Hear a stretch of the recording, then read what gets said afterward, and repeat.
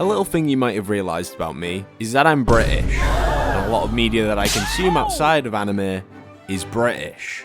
I love the footy, I love Ireland, and I love our incredibly great history of atrocities we try to hide that I can't say on YouTube. Because of this, I'd always thought that dubbed anime in American voices was always a bit hit or miss for me, as some American voices really annoyed me.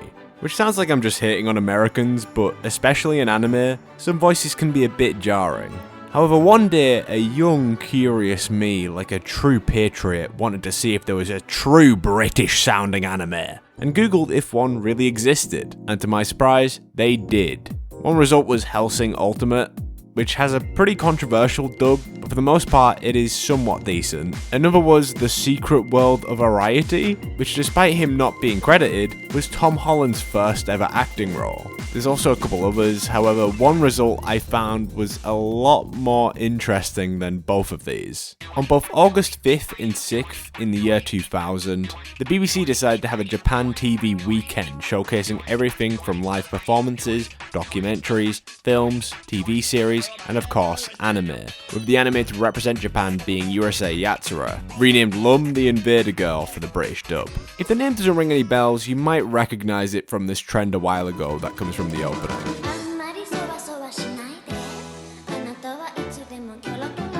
Now, you're probably wondering, why didn't they just get the rights to the American dub? Well, the answer is simple. The American dub had really negative reception, only dubbing the first 2 episodes before failing.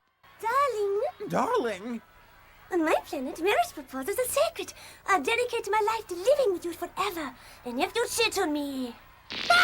So, we ended up with an entirely new British dub, which would only dub 2 episodes to cover the Japan TV weekend. Episodes 1 and 3, interestingly, with Anna Frail dubbing Lum, Lauren Laverne dubbing Shinobu, and Matt Lucas dubbing Ataru, which is just silly regardless of context. The show centers around Ataru, who has been selected by aliens to play a game of tag in which he needs to touch the alien girl's horns, and if he doesn't within the next couple of days, mankind will be enslaved by aliens. Oh, so that's why the British decided to pick this anime. It has themes of colonization and enslaving people. Of course they would. Jesus Christ, our history is awful. But yeah, that's generally what it's about, or at least that's what I gathered from the dub, because I've only watched it through the dub itself. Speaking of, let's actually see what this dub is like, because trust me, it's phenomenal.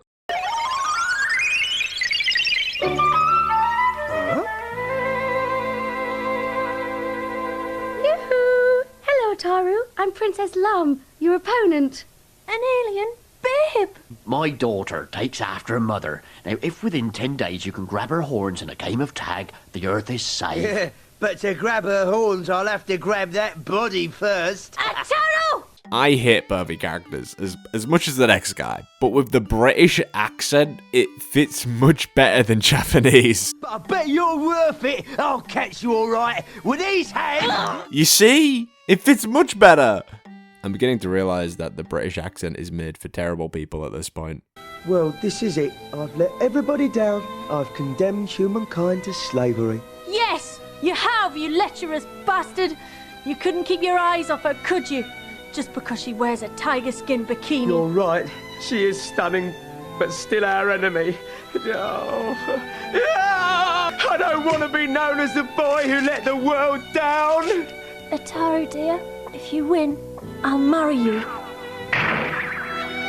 Marry me, Shinobu? You'd actually marry me? I love you. Don't ask me why, but I do. I don't want you to be the biggest loser in history. Shinobu? Ataru.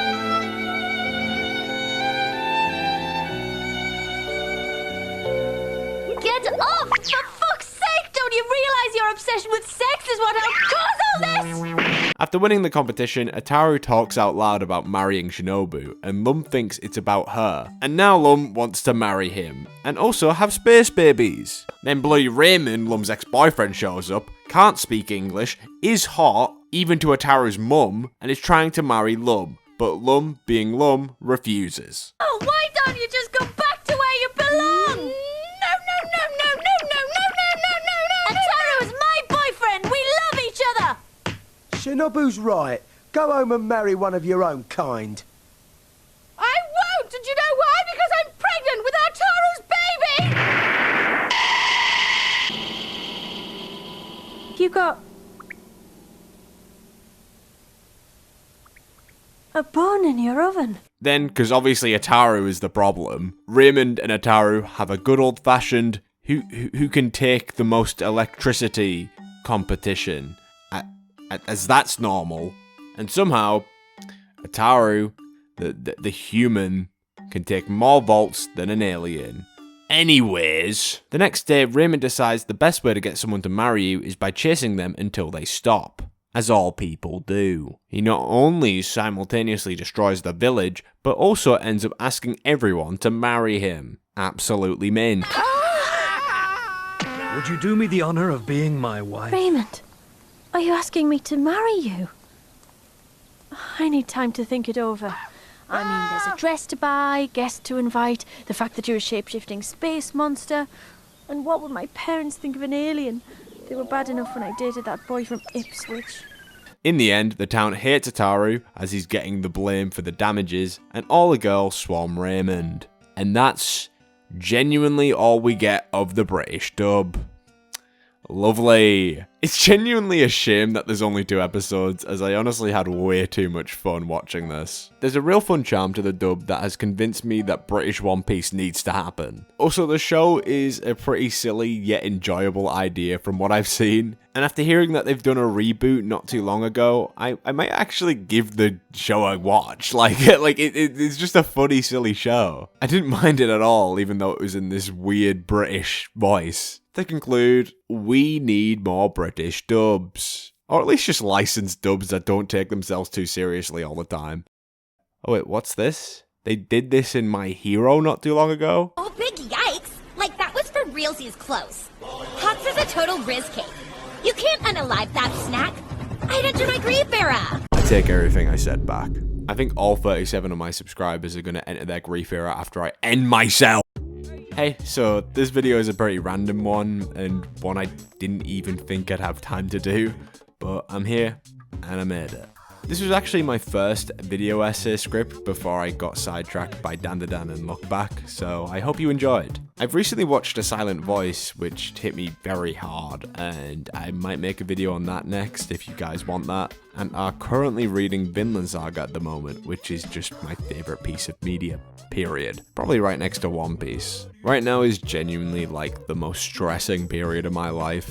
I'm just about to finish university, and I'm at many crossroads for a lot of adult choices. Some that are absolutely life-changing, so it's a bit terrifying, but potentially exciting too. From now, I will not apologize for lack of future uploads, because I gotta get a job and live, and those circumstances may not make it easy for myself to create like I once could. But that's currently where I'm at. An unemployed mess with zero backing, zero experience, in a world that truly hates to see young people thrive. It's just wonderful. Really though, I'm okay. It's just a lot. I don't think I need to be depressing 3 videos in a row. Life does get better if you're open to that possibility, and I'm gonna try my best to find a solid balance for myself.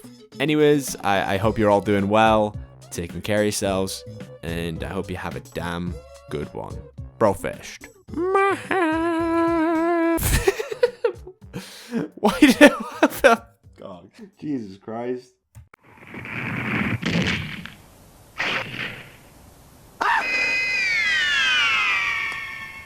Gun.